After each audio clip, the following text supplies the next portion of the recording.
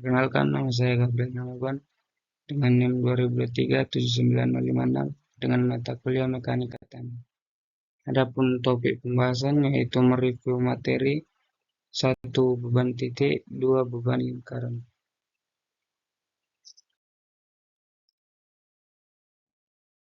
Pertama sekali kita akan membahas tentang beban titik dalam konteks mekanika teknik dan khususnya mekanika tanah adalah idealisasi beban yang diasumsikan bekerja hanya pada satu titik saja di permukaan suatu benda atau massa tanah tersebut. Syarat-syarat agar beban dapat dianggap sebagai beban yaitu dimensi area di mana beban didistribusikan, panjang, lebar, dan diameter. 2. Biasanya jika dimensi area beban kurang dari 1/5 atau 20%. 3. Hasil yang kita cari atau tegangan, deformasi, momen, gaya, geser tidak terlalu sensitif.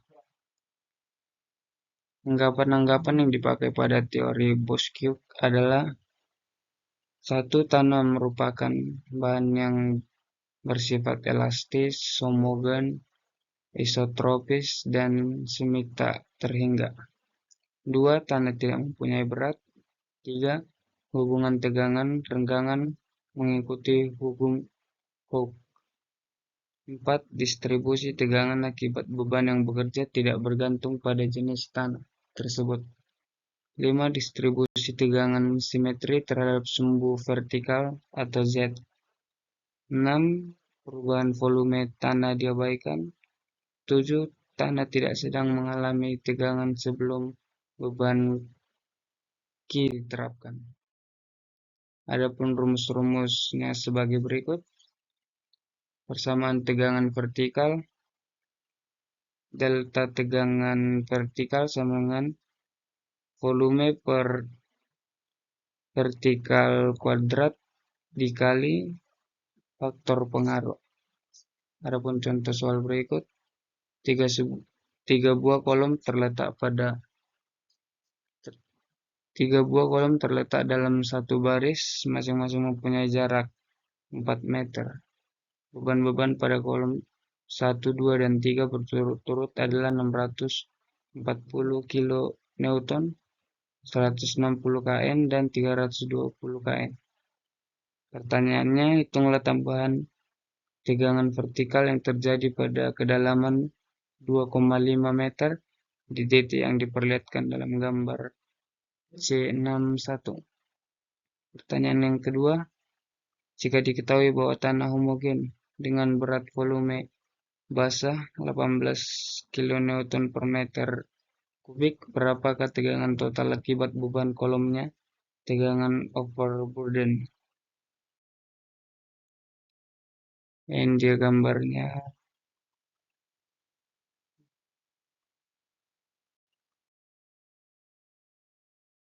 Dan ini rumus dan cara penyelesaiannya. Beban kolom 1 640 dengan volume 640 kN di titik 1 dengan jari-jari 2 atau jarak, di titik 2 dengan jarak 4, di titik 3 dengan jarak 6. Didapatkan nilai delta tegangan vertikalnya 14,2 di titik 1, di titik 2 2,1, di titik 3 0,4. Beban kolom 2 juga begitu, dengan volume berbeda 160 kN, di kolom 3 dengan volume 320 kN. Sehingga tegangan vertikal akibat beban kolom pada sembarang titik adalah titik pertama delta tegangan vertikalnya 14,2 tambah 3,6 tambah 0,2 sama dengan 18,0 kN per meter persegi. Di titik 2 didapatkan 15,3 kN per meter persegi. Di titik 3 dapatkan 11,1 kilonewton meter persegi, sehingga tekanan overburden-nya pada kedalaman 2,5 meter, tegangan vertikalnya 45 kilonewton per meter persegi. Tegangan total akibat kolom dalam tekanan overburden adalah jumlah dari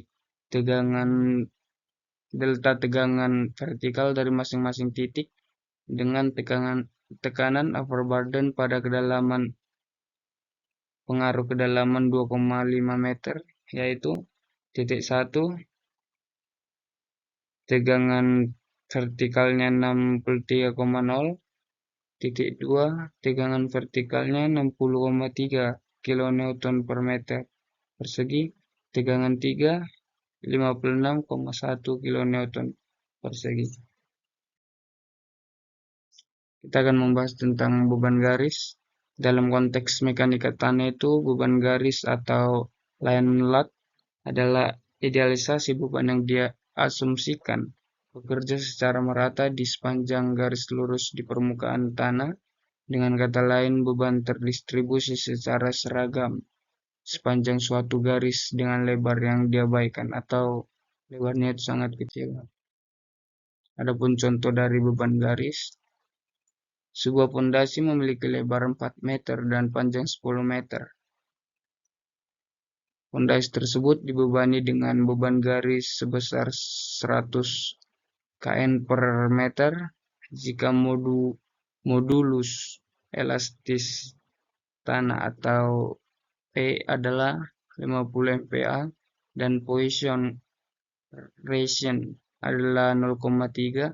Tentukan penurunan di bawah pondasi. Ditanya penurunan tanah dengan cara penyelesaian sebagai berikut. Penurunan tanah dapat dihitung menggunakan rumus S sama dengan Q dikali L per atau E dikali B, di mana S yaitu penurunan tanah, Q intensitas beban garis, dan L itu panjang pondasi, E modulus elastisitas tanah, B lebar pondasi yang akan kita ketahui. Kita masukkan rumus S sama dengan tadi pondasinya diketahui 100 kN per meter dikali 10 meter atau 50 MPa dikali 4 meter, maka S sama dengan 200 mm. Jadi penurunan tanah di bawah pondasi kita itu mm. Sekarang kita akan membahas tentang beban lingkaran. Beban terbagi rata berbentuk lingkaran. Mekanika tanah adalah suatu kondisi di mana beban yang kita terapkan pada permukaan tanah memiliki distribusi yang seragam dan membentuk lingkaran. Definisi lebih formalnya yaitu beban terbagi seragam, beban yang diterapkan pada permukaan tanah dengan intensitas yang sama pada setiap lingkaran.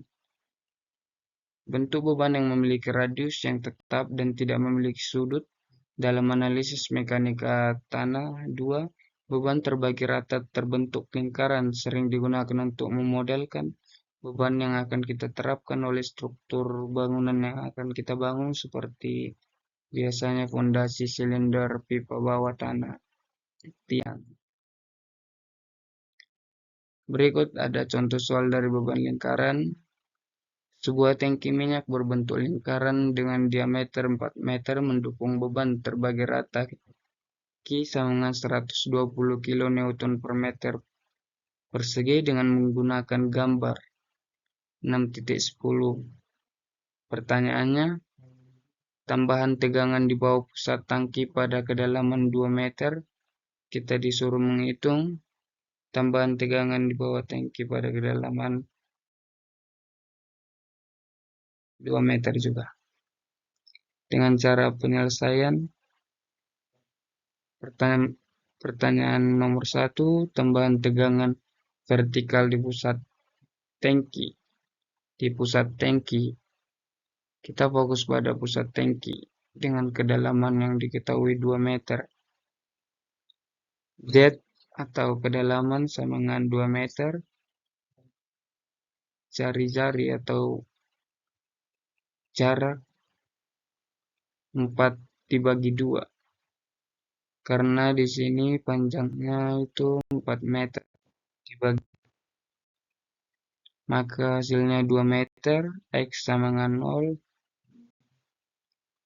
Z dibagi R sama dengan 2 dibagi 2, jadi 1, X dibagi R-nya juga 0. Dari gambar yang diperoleh, faktor kedalamannya 64% atau 0,64 diubah. Jadi delta tegangan Z atau volume faktor pengaruhnya itu 120 dikali 0,64. Maka jawabannya 76,8 kilonewton per meter persegi. Pertanyaan nomor 2. Hitunglah tambahan tegangan vertikal di tepi tangki pada kedalaman 2 meter. Kita fokus pada tepi tangkinya. Diketahui Z sama dengan 2 meter, R jari-jari 2 meter atau jarak, X 2 meter, Z dibagi R. Pengaruh kedalaman dibagi dengan jari-jari sama dengan 1 meter, X dibagi R 1 meter. Jadi diperoleh nilai faktor pengaruh 0,33. Jadi delta tegangan vertikal sama dengan volume faktor pengaruh 120 dikali 0,33, sehingga didapatkan hasil 39,6 kilonewton per meter persegi. Ada ini faktor pengaruhnya untuk tegangan vertikal di bawah pusat gerak. Ini tadi soalnya. Hanya itu penjelasan dari